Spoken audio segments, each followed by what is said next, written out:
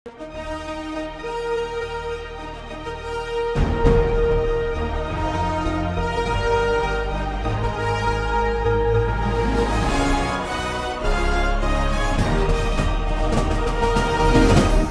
பார்த்து கொண்டிருப்பது உங்கள் ஜாஷ்வா டிவி. சகல ஜனங்களுக்கும் நற்செய்தி.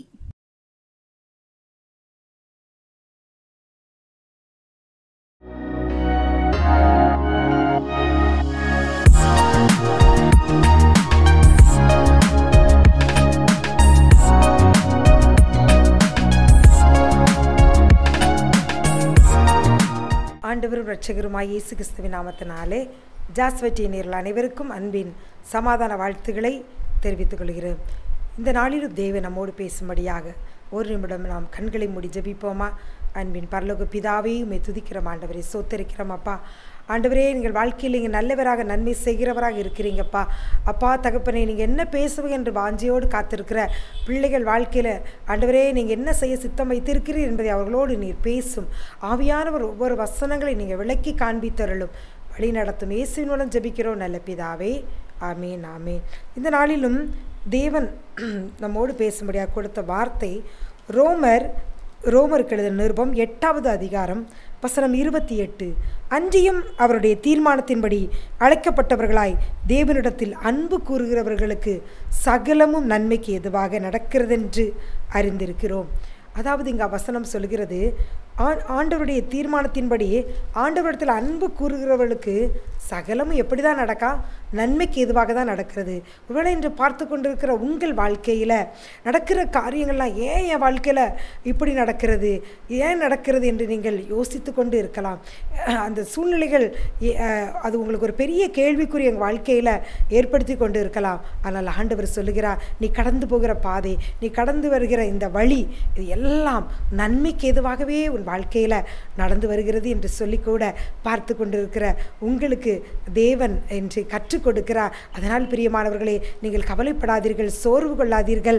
ஆண்டவர் சொல்லுகிறார், உங்கள் வாழ்க்கையில் நடப்பதெல்லாம் நன்மைக்கே தான். ஆனால் உங்களால் அதை ஏற்றுக்கொள்ள முடியாத நிலை காணப்படலாம். இப்படியாக நடக்கிறது, நான் நன்றாக ஒரு வீடு கட்டி நான் நல்லா இருப்பேன் நினச்சிட்டு இருக்க வேலையிலே எனக்கு இவ்வளவு மருத்துவ செலவுகள், என்னுடைய பணமெல்லாம் இப்படியாக மருத்துவமனைக்கு சென்று விட்டதே, இல்லை நான் ஒரு நல்ல இடத்துல வேலை பார்த்து கொண்டு இருந்தேன், ஆனால் திடீரென்று எனக்கு ஒரு சம்பளம் வராதபடி எனக்கு ஒரு தடை காணப்படுகிறது, இதெல்லாம் நான் எப்படி நன்மை என்று எடுத்துக்கொள்வதா என்று சொல்லிக்கூட நீங்கள் ஒரு கேள்விக்குறியோடு கூட இதை நீங்கள் பார்த்து கொண்டிருக்கலாம் பிரியமானவர்களே.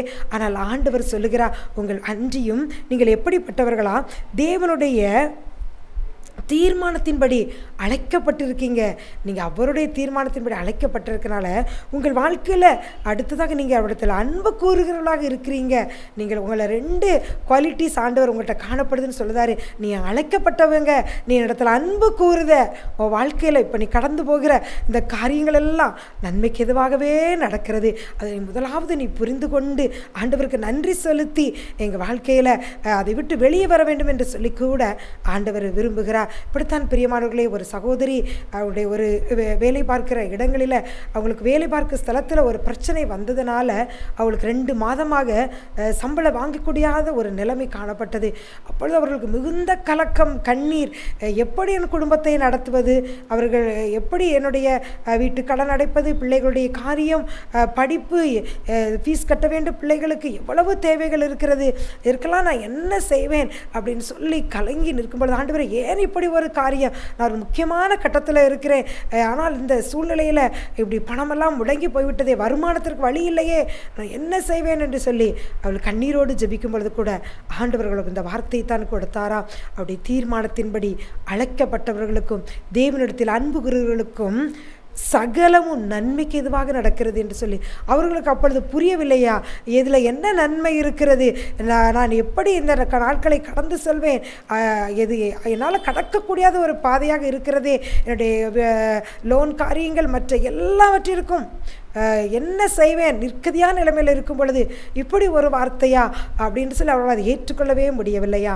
அடுத்ததாக பல போராட்டங்களுக்கு பிறகு அவர்கள் 2 மாத சம்பளத்தையும் சேர்த்து அவர்கள் வாங்கின பொழுது அவர்கள் அந்த காலகட்டங்களில் தேவன் அவர்கள் ஒரு பெரிய அளவு தொகையை மீதி எடுக்கும்படியாக ஒரு காரியத்தை தேவன் அவர்களுக்கு வாழ்க்கையில் கொடுத்தாராம்.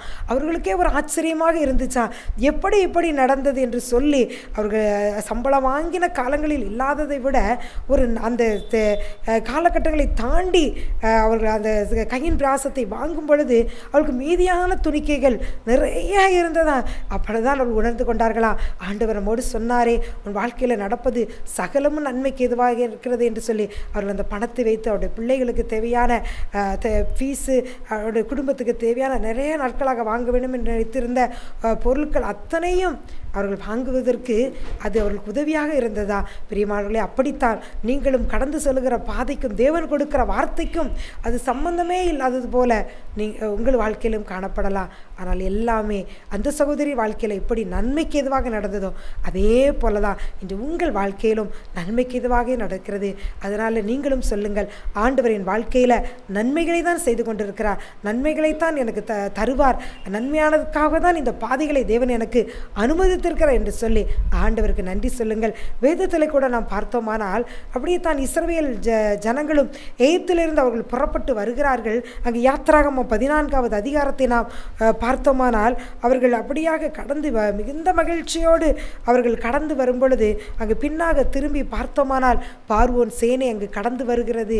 அவர்கள் குதிரையோடும் குதிரை வீரரோடும் கடந்து வருகிறதை கண்ட பொழுது அவர்கள் கலங்கி தவிக்கிறார்கள்.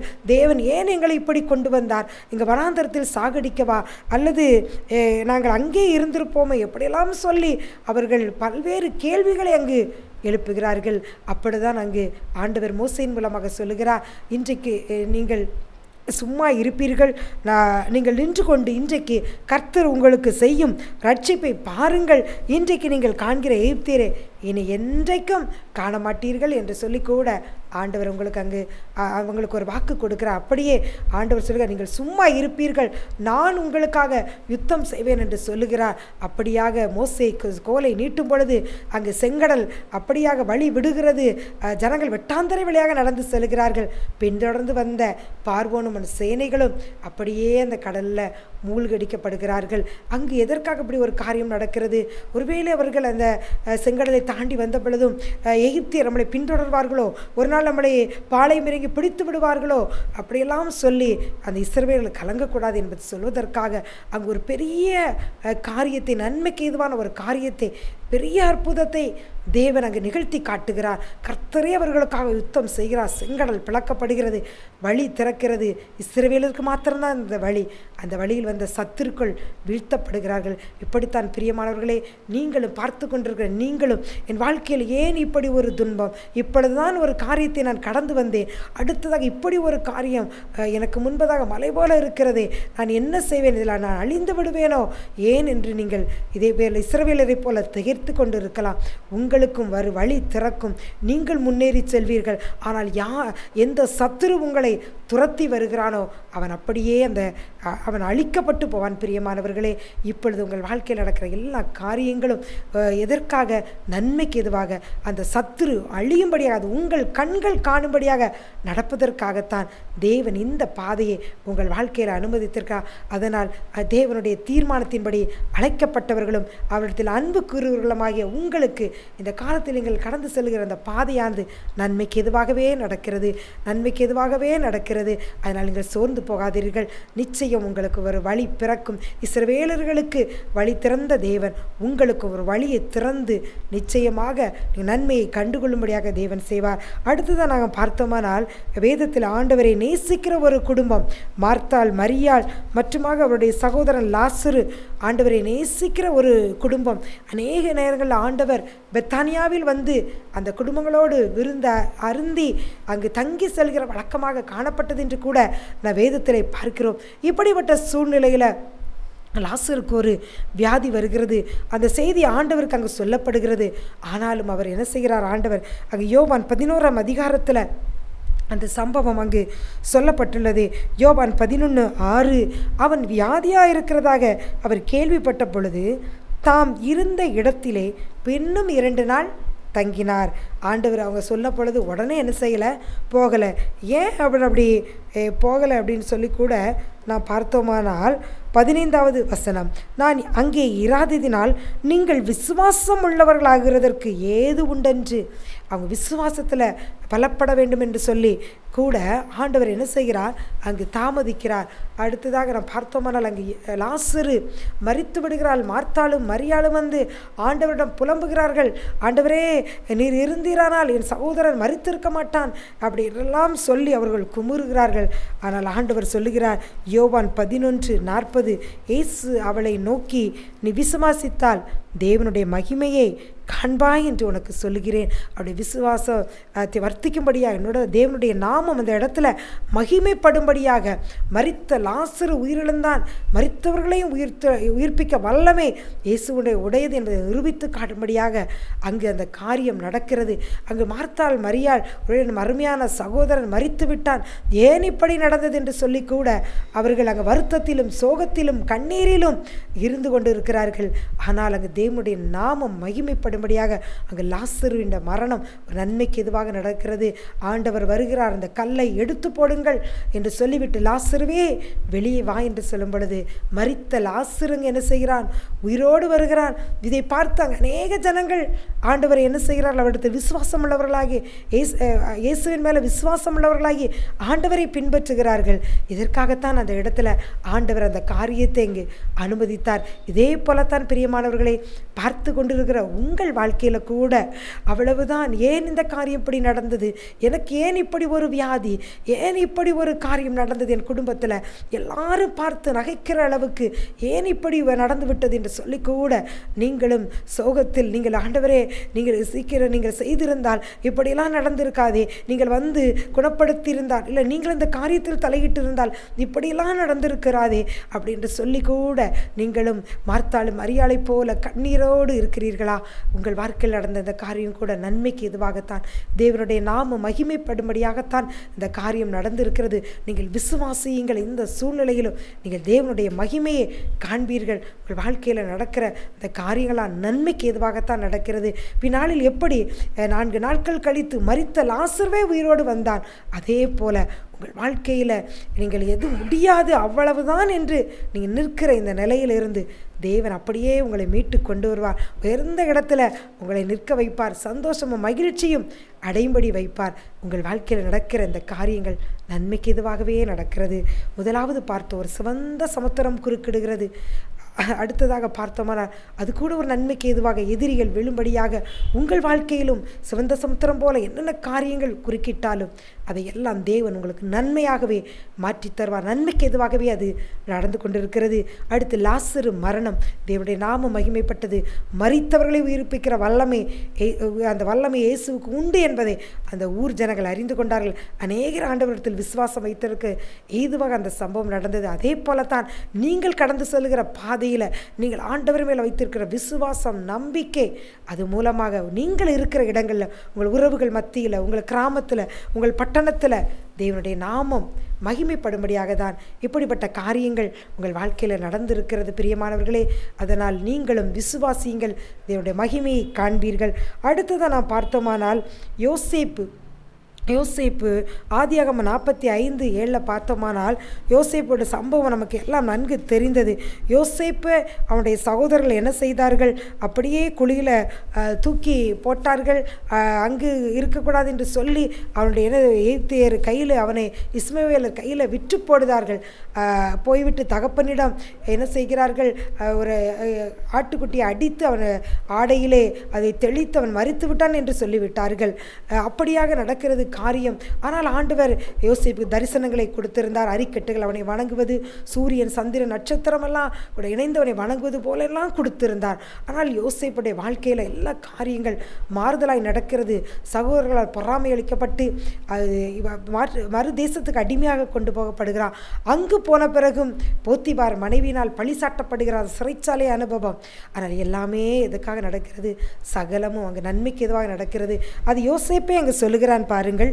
ஆதியாகமம் 45வது அதிகாரம் வசனம் 7. யோசேப்பு அங்கு சொல்லுகிறான், எதற்காக இந்த காரியங்கள் நடந்தது, எப்படி தேவன் அதை நன்மையாக மாற்றினார் என்று கூட யோசேப்பு தன் வாயினாலே அங்கு அறிக்கையிடுகிறார். ஆதியாகமம் 45வது அதிகாரம் வசனம் 7. பூமியிலே உங்கள் வம்சம் ஒழியாமல் இருக்க உங்களை ஆதரிக்கிறதற்காகவும் பெரிய ரட்சிப்பினால் உங்களை உயிரோடே காப்பதற்காகவும் தேவன் என்னை உங்களுக்கு முன்னமே அனுப்பினார். இந்த நன்மைக்காகத்தான் இப்படிப்பட்ட பாடுகளை எல்லாம் யோசேப்பு பட வேண்டியது. என்ன பாடுகள், இந்த பாடுகளையெல்லாம் பட்டான். அப்படி குடும்பத்தை அந்த பஞ்சத்திலிருந்து ஆதரிக்கும்படியாகவும் அவளுக்கு ஒரு உயிரோடை காப்பதற்காகத்தான் ஆண்டவர் என்னை அனுப்பினார் என்று சொல்லி கூட யோசேப்பு இங்கே சாட்சி சொல்கிறார். இன்னுமாக கூட ஆதியாகமம் 50வது அதிகாரம் வசனம் 20. நீங்கள் எனக்கு தீமை செய்ய நினைத்தீர்கள், தேவனோ இப்பொழுது நடந்து வருகிறபடியே வெகு ஜனங்களை உயிரோடே காக்கும்படிக்கு அதை நன்மையாக முடிய பண்ணினார் அப்படின்னு சொல்லுகிறார். யோசேப்பு சொல்லுகிறார், என்னுடைய வாழ்க்கையில் நான் தகப்பனை விட்டு பிரிந்தேன், சகோதரர்களால் வெறுக்கப்பட்டேன், போத்திபார் வீட்டிலும் அவமானம், சிறைச்சாலை அனுபவம் எல்லாம் நன்மைக்கு எதுவாகவே நடந்திருக்கிறது என்று சொல்லி அங்கே ஆண்டவரை மகிமைப்படுத்துகிறான். பிரியமானவர்களே, இதே போல தான் ஆண்டவர் உங்களுக்கும் தரிசனங்கள், திட்டங்கள், வாக்குத்தத்தங்கள் எல்லாம் கொடுத்திருக்கலாம். ஆனால் யோசேப்பு வாழ்க்கை போல உங்கள் வாழ்க்கையிலும் அந்த வார்த்தைகளுக்கும் தரிசனங்களுக்கும் சம்மதமில்லாத மாதிரி காரியங்கள் அது எதிர்மறையாக நடந்து கொண்டிருந்தாலும் எல்லாம் நன்மைக்கு எதுவாகவே உங்கள் வாழ்க்கையில் நடந்து வருகிறது. யோசேப்பு சொன்னது போல தேவன் எல்லாவற்றையும் நன்மையாக முடிய பண்ணினார், முடிய பண்ணுவார் என்ற நிச்சயத்தோடு கூட நீங்கள் கடந்து செல்லுங்கள். பிரியமானவர்களே, எதை குறித்தும் நீங்கள் கவலைப்படாதீர்கள்.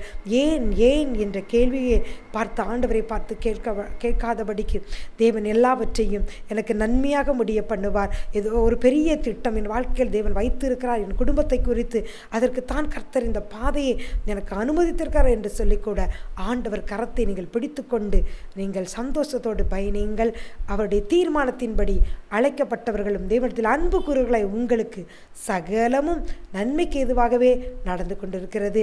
அதனால் நம்ம அப்படியே ஜெபிப்போமா? விசுவாசத்தில் தளர்ந்து விடாதீர்கள்.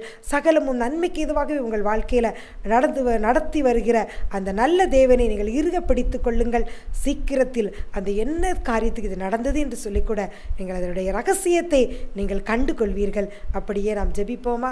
அன்பின் பரலோக பிதாவே, உம்மை துதிக்கிறோம் ஆண்டவரே, சோத்தரிக்கிறோம் அப்பா.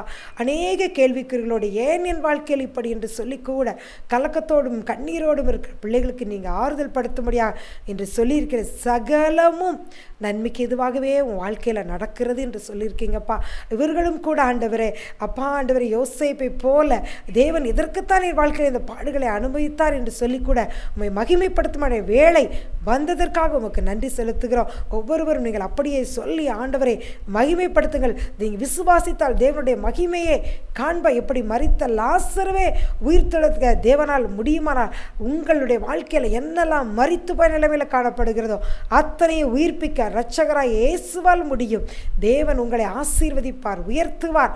சகலமும் நன்மைக்கு எதுவாக நடக்கிற நல்ல தேவனை நீங்கள் பற்றி கொள்ளுங்கள். கர்த்தர் நிச்சயம் உங்களை ஆசீர்வதித்து உங்கள் பேரை பெருமைப்படுத்துவார், உங்களை பெருக பண்ணுவார். இயேசுவின் நாமத்தினாலே உங்கள் ஒவ்வொருவரையும் ஆசீர்வதித்து ஜெபிக்கிறோம். ஜெபங்கேளும் நல்ல பிதாவே, ஆமென்.